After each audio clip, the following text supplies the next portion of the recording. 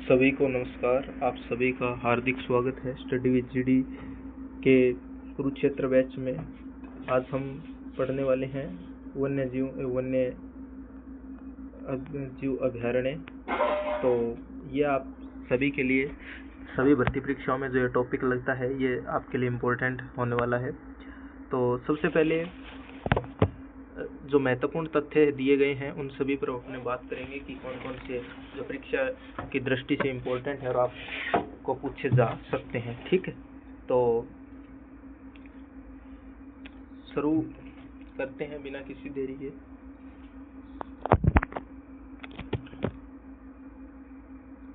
सबसे पहले इसके अंदर दिया गया है कि जो साइबेरियन क्रेन पक्षी है वो केवलादेव घटना राष्ट्रीय पक्षी अभयारण्य जो भरतपुर में है वहाँ पे आते हैं।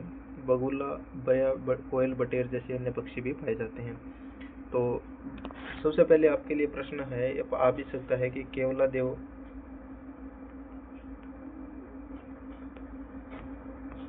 घना पक्षी विहार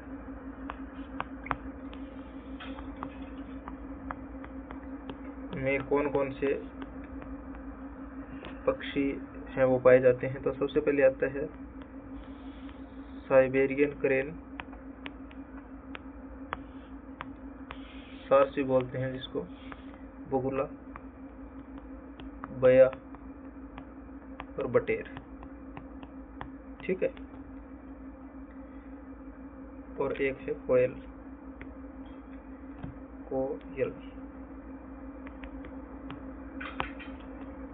ये पक्षी पाए जाते हैं।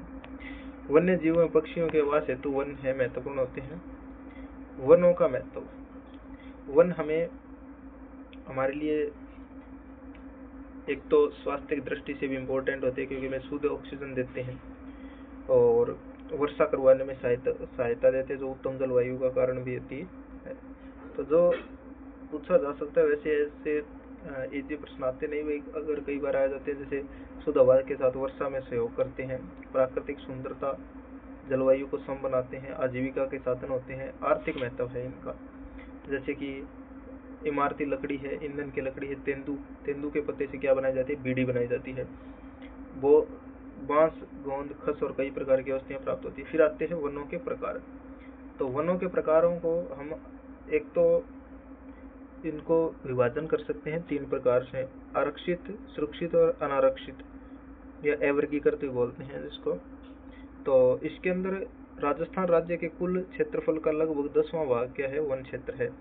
लगभग 10वां भाग वन क्षेत्र है। सर्वाधिक वन क्षेत्र उदयपुर तथा सबसे कम वन क्षेत्र चूरू जिले में पाया जाता है। ठीक है, ये आपको ध्यान में होना चाहिए कि सर्वाधिक वन क्षेत्र है वो तो पाया जाता है उदयपुर में और सर्वाधिक कम जो वन क्षेत्र है वो चूरू जिले में पाया जाता है। आरक्षित वन, ये वन सरकारी नियंत्रण में आते हैं। पर्यावरण की दृष्टि से महत्वपूर्ण होने के कारण इस क्षेत्र में पशु चराने व लकड़ी काटने पर प्रतिबंध होता है। अब आपसे एग्जाम में पूछा जा सकता है कि कौन से वनों में जो पशु चराने व लकड़ी काटने पर प्रतिबंध होता है, आरक्षित वन होता है, क्योंकि रिजर्व्ड फॉरेस्ट होते हैं और इस पर अपने ये प्राइवेसी को दर्शाते हैं वन अपने इसके अंदर नहीं। आप अगर रोड पर जाओगे तो उसके अंदर सड़क पर देखना आपके पेड़ों के ऊपर नंबर लिखे होते हैं, वो पेड़ नहीं काट सकते आप। आपको जो वन्य जीव संरक्षण अधिनियम है उसके तहत आप पर कार्रवाई हो सकती है। तो कुल वन का ये 1/3 से भी अधिक है। ठीक है, ये भी आपको ध्यान में रखना चाहिए कि ये 1/3 से अधिक है। सुरक्षित वन वे होते हैं सरकारी नियंत्रण में आते हैं, कुछ नियमों के साथ लकड़ी काटने की और पशु चराने की अनुमति दी जाती है और ये वन क्षेत्र आधे से अधिक क्षेत्र पर फैले हैं। फिर आता है अवर्गीकृत वन, ऐसे वन जिन पर कोई लकड़ी काटने किसी भी तरह का प्रतिबंध नहीं होता, पशु चराने आप गाँव में देखते हो ऐसे वन। फिर आता है भौगोलिक दृष्टि से वनों का वर्गीकरण। सबसे पहले हमें प्रशासनिक दृष्टिकोण से वनों का वर्गीकरण देखा, कितने भागों में विभाजित किया जाता है, प्रश्न पूछा जा सकता है आपको। तो 3 भागों में विभाजित किया जा सकता है। सरकारी नियंत्रण में वन आने वाले कौन से वन है, आरक्षित वन है। ठीक है, और फिर इसके अलावा सुरक्षित वन है वो सरकारी नियंत्रण में तो आते हैं लेकिन कुछ नियमों के साथ उनमें छूट दी जाती है। कुछ नियमों के साथ क्या दी जाती है, छूट दी जाती है कि आप इन पर इस क्षेत्र के अंदर वन है वनों को काट सकते हो। तो ये कुछ छूट इसके अंदर मिलती है। तो अपने 4th ग्रेड में भी टॉपिक है वनस्पतियाँ, प्राकृतिक वनस्पतियाँ, वन संरक्षण के नाम से, तो आप इसको ये आपके लिए बहुत महत्वपूर्ण साबित होने वाला है। फिर इसके बाद में आते हैं आगे, अरावली पर्वतमाला राजस्थान को 2 भागों में विभाजित करती है। धरातलीय कारक, जलवायु, वर्षा की मात्रा और मिट्टियों की जो भिन्नता पाई जाती है, डिफरेंस पाया जाता है सॉइल के मध्य, तो वो भी इसको प्रभावित करते हैं। राजस्थान में 3 तरह के वन पाए जाते हैं। सबसे पहले आते हैं उष्णकटिबंधीय कटीले वन। तो ये राजस्थान का मैप मैं इसको बनाने की कोशिश करता हूँ, अच्छा बने तो देखते हैं इसको। ये राजस्थान, ये अपने राजस्थान है, ठीक है। तो राजस्थान का जो ये भाग है ना, पश्चिमी भाग में पाए जाते हैं उष्णकटिबंधीय वन, उष्णकटिबंधीय डेजर्ट फॉरेस्ट, ठीक है। डेजर्ट फॉरेस्ट पाए जाते हैं। मरुस्थलीय वन भी बोल सकते हैं इसको, मरुद्भिद वन भी बोल सकते हैं, जो भी आपको। अब आप सभी को पता है कि उष्णकटिबंधीय वन वहाँ पाए जाते हैं जहाँ पे रेतीली भूमि हो या जलवायु गर्म हो। तो ये वन राजस्थान के शुष्क एवं अर्ध शुष्क भागों में पाए जाते हैं। इनका विस्तार बीकानेर, चूरू, जैसलमेर, बाड़मेर, नागौर, जोधपुर, सीकर, झुंझुनू, जालौर आदि जिलों में पाए जाते हैं। अब आपको ध्यान में ये भी रखना है कि अब इसके अंदर जो शामिल है, जैसे फलोदी में भी पाए जाते हैं, क्योंकि फलोदी है वो जोधपुर से ही निकला है, ठीक है।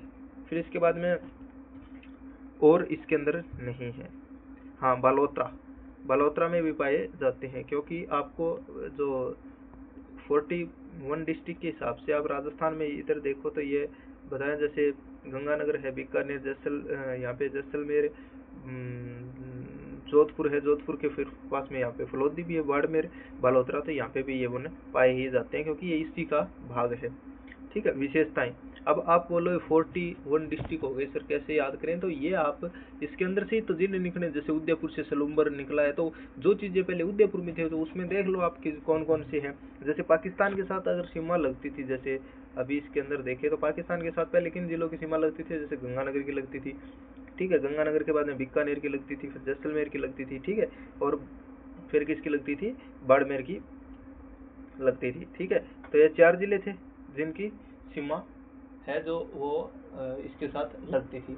तो अब इसके अंदर आप देखोगे तो जो सीमा लगती है वो आप देखना, इसके अंदर आपके लगेगी किसकी? फलोदी की भी सीमा लगती है, ठीक है। तो इस प्रकार से आपको ध्यान में ये रखना है कि जो सीमाएं पहले लगती थी, जैसे, तो उन सीमाओं के बाद में जैसे गंगानगर है, बीकानेर, जैसलमेर और बाड़मेर, तो यहाँ पे कौन सा बना है? जैसे जोधपुर, यहाँ पे फलोदी बना है, तो फलोदी की सीमा है वो इसके साथ अटैच होती है। तो ये 5 जिले हो गए, ठीक है। फिर इसके बाद में यहाँ पे तापमान है वो अधिक और वर्षा है वो कम होती है, या तापमान अधिक होता है और वर्षा है वो क्या होती है? कम होती है। और इस कारण ये वन, इनकी पत्तियां छोटी होती है और वाष्पीकरण कम मात्रा में होता है। वाष्पीकरण कम होगा तो इनको जल की भी मात्रा कम की जरूरत पड़ेगी। अब ये है राज्य वृक्ष खेजड़ी। आप सभी को रीट के अंदर जो टॉपिक दिया गया है, राजस्थान के प्रतीक,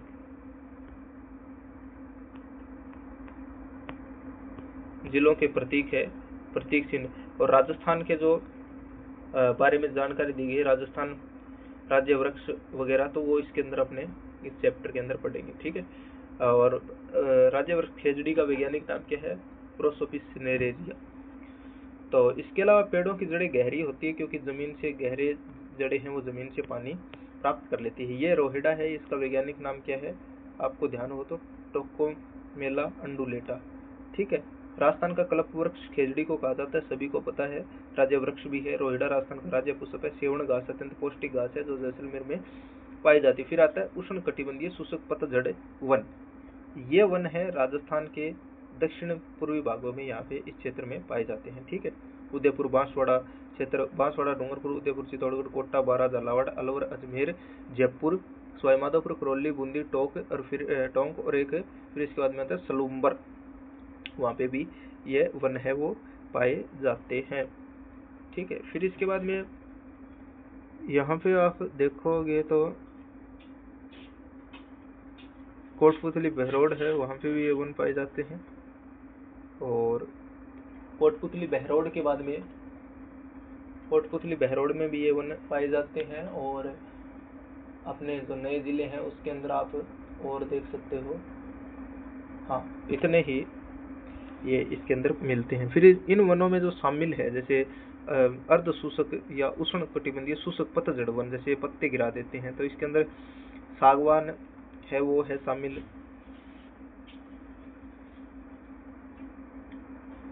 सागवान है, बरगद है, बरगद के बाद में यहाँ पे तेंदू, सालर, महुआ, गुल्लर, दोक, डाक, साल, सीताफल, बांस, आंवला, शीशम, नीम आदि वृक्ष पाए जाते हैं। इन वनों की अधिकांश लकड़ियां मजबूत होती है, ग्रीष्मकाल में पत्तियां इनकी गिर जाती है। आप नीम को भी आपने देखा होगा, आपके क्षेत्र में है, और आप शीशम जैसे वृक्ष देखते हो तो ये अपनी पत्तियां हैं वो गिरा देते हैं। अर्ध उष्ण कटिबंधीय सदाबहार वन, ये सदाबहार हरे भरे रहते हैं। ठीक है, सदाबहार वन कहते हैं। इसके अंदर आम, बांस, सागवान आते हैं। अब आप बोलो इसके अंदर तो ये भी है, तो ये अपने ये हरे भरे रहते हैं, पत्ते तो गिरा देते हैं लेकिन हरे भरे रहते हैं इनकी टहनियाँ। तो ये देखो यहाँ पे ये देखो जैसे वन दिया गया तो इस प्रकार से हरी भरी टहनियाँ लेकिन पत्ते कई बार गिर जाते हैं, तो ये इसके अंदर आम इसके अंदर आता है। और आपको जो ऑप्शन दिया गया हो प्रश्न में उस हिसाब से आप इसको कर सकते हैं। राष्ट्रीय उद्यान, अब राष्ट्रीय उद्यान के अंदर आप देखो तो इसके अंदर दे रखे हैं 3 राष्ट्रीय उद्यान। ठीक है, 3 राष्ट्रीय उद्यान दे रखे हैं। वन्य जीव अभ्यारण्य संरक्षित क्षेत्र हमारी प्राकृतिक वनस्पति वन्य जीवों को सुरक्षित रखने के लिए बनाए जाते हैं।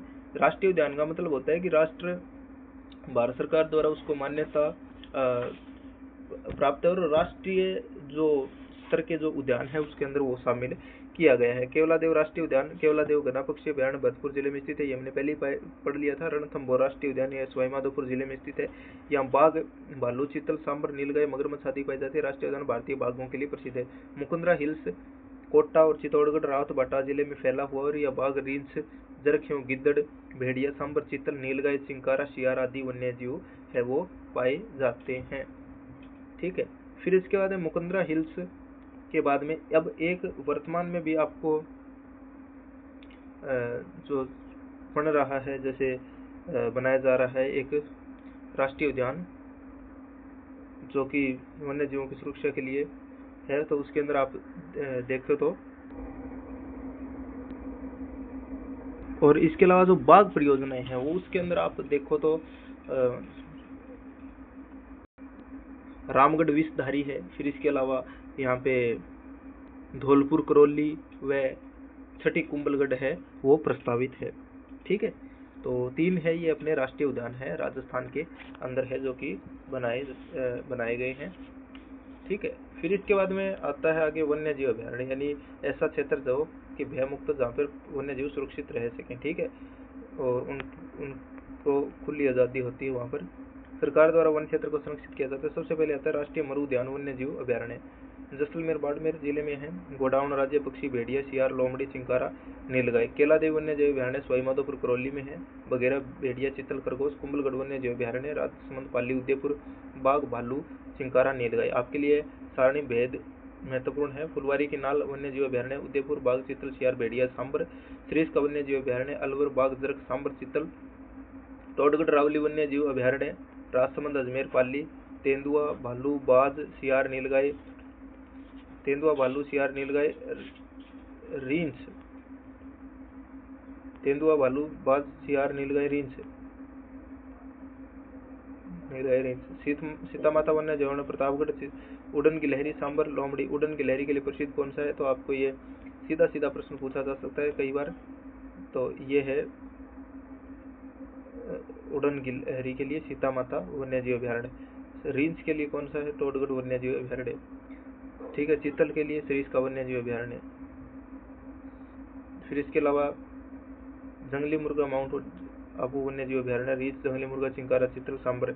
विषधारी सांप, विषधारी सांप तो कहाँ पाया जाएगा, विषधारी यानी कि रामगढ़ विस्तारी में जमुआ रामगढ़ वन्य जीव अभ्यारण्य कहाँ पे है? जमुआ रामगढ़ वन्य जीव अभ्यारण्य कहाँ पर है? बघेरा जिरक सियार भेड़िया, ठीक है, इसके अंदर पाए जाते हैं, जयपुर के अंदर है, ये आपको पता होना चाहिए। फिर इसके बाद में आप देखो तो फिर इसके बाद राष्ट्रीय चंबल घड़ियाल वन्य जीव अभ्यारण्य है, कोटा, सवाई माधोपुर, करौली, धौलपुर। चंबल नदी के किनारे घड़ियाल, भेड़िया, सियार, लोमड़ी है, क्योंकि चंबल नदी में घड़ियाल काफी पाए जाते हैं। राष्ट्रीय उद्यान वन्य जीव अभ्यारण्य आप देखो तो इसके अंदर इसके अतिरिक्त राजस्थान में ज्वार सागर, वेणुकोटा, बूंदी, चित्तौड़गढ़, बंद बेराठा वन्य जीव, भरतपुर, भैंसोड़गढ़ वन्य जीव अभ्यारण्य, बस्सी वन्य जीव अभ्यारण्य है, सवाई मानसिंह वन्य जीव अभ्यारण्य, सवाई माधोपुर वन्य जीव अभ्यारण्य, वन विहार वन्य जीव अभ्यारण्य, रामसागर वन्य जीव अभ्यारण्य, केसरबाग वन्य जीव अभ्यारण्य, और राजसमंद वन्य जीव अभ्यारण्य, सज्जनगढ़ वन्य जीव अभ्यारण्य, उदयपुर नाहरगढ़ वन्य जीव अभ्यारण्य, जयपुर शेरगढ़ वन्य जीव अभ्यारण्य, बाराताला चौपर वन्य जीव अभ्यारण्य, चूरू में स्थित। राजस्थान में रणथंभौर सरिस्का में मुकुंदरा हिल्स बाघ संरक्षण परियोजनाएं हैं। रणथंभौर सरिस्का मुकुंदर हिल्स की बाघ परियोजनाएं हैं। और इसके अलावा जो नई बाघ परियोजनाएं हैं उसके अंदर एक तो रामगढ़ विस्तारी को शामिल किया गया है। फिर इसके बाद में जो है अपने रामगढ़ विस्तारी के अलावा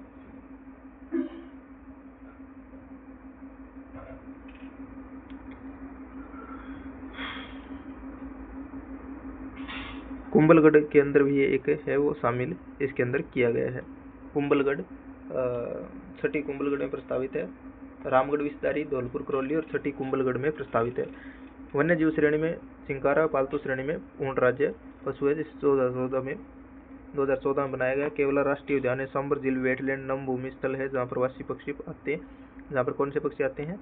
प्रवासी पक्षी, माइग्रेट बर्ड्स आते हैं। वन संरक्षण, तो अब इसके अंदर राष्ट्रीय उद्यान वन्य जीव अभ्यारण्य को आप मैप में देख सकते हैं। राज्य पशु कौन सा है? चिंकारा। चिंकारे का चित्र देख लीजिए, चिंकारा का चित्र देख लीजिए आप, ये है चिंकारा। ऊंट है राजस्थान का पालतू पशु की श्रेणी से ऊंट को राज्य पशु घोषित किया गया है। इस मैप को आप देख सकते हैं। यहाँ फिर रणथंभौर राष्ट्रीय उद्यान है, यहाँ फिर केवलादेव राष्ट्रीय उद्यान है, मुकुंदरा हिल्स राष्ट्रीय उद्यान है, तालछापर, चूरू, मरू राष्ट्रीय उद्यान, अरावली, टोडगढ़, माउंट आबू, फुलवारी के नाल, यहाँ पे सिरोही, तो ये आपको ध्यान में होना चाहिए। वन संरक्षण 2010 राजस्थान राज्य की वन नीति, ये एग्रीकल्चर सुपरवाइजर 2021 के अंदर ये डायरेक्ट प्रश्न आया था, आपको पता होना चाहिए इसका। और 20% का वर्कशॉप सिद्ध करने का लक्ष्य रखा गया था, 2023 में आया था, सॉरी। तो राजस्थान में वन का लगभग 10% ही आरक्षित वन के साथ कम क्षेत्रफल समय के साथ कम हुआ, क्योंकि अंधाधुंध कटाई हुई। जागरूकता के लिए पाबंदी लगाई है। वृक्षारोपण, चारागाह विकास में सामाजिक वन। जोधपुर में केंद्रीय शुष्क क्षेत्र अनुसंधान संस्थान, केंद्रीय शुष्क central arid zone research institute काजरी और शुष्क वन अनुसंधान आफरी स्थित है। इस संस्थान का उद्देश्य शुष्क और शुष्क वन्य जीवों के इस संस्थान का उद्देश्य शुष्क और शुष्क क्षेत्रों में वन्य जीवों के विकास हेतु अनुसंधान करना। आपसे पूछा जा सकता है, आपको ये ध्यान में रखना चाहिए, ठीक है। तो वाष्पीकरण क्या होता है, आपको ये इतना इम्पोर्टेंट नहीं है। और ये आज हमने वन्य जीव संरक्षण को पढ़ लिया, इसी से प्रश्न आने हैं वो, ठीक है। और जो भी अपडेटेड जीके है वो उसके लिए आप कोई बुक पढ़ सकते हैं, जैसे सिकवाल वगैरह की जो हमने रिव्यू की थी। कोई प्रमोशन नहीं है पुस्तकों का, और आप अपने समय विवेक से फैसला लें और पुस्तकों को चुनें। तो इन ब्रीफ मैं यही कहना चाहता हूँ कि आपको वीडियो कैसी लगी और हमें बताएं, अपनी राय ज़रूर दें, और अच्छा मटेरियल पढ़ें, थोड़ा पढ़ें लेकिन अच्छा पढ़ें, ठीक है। तो मिलते हैं अगली वीडियो में। धन्यवाद आप सभी को अंत तक जुड़ने के लिए, थैंक यू। और सर्वोदय बैच है, उसकी वीडियो अपने कल आएगी, तो आप उसके साथ भी जुड़े रहें।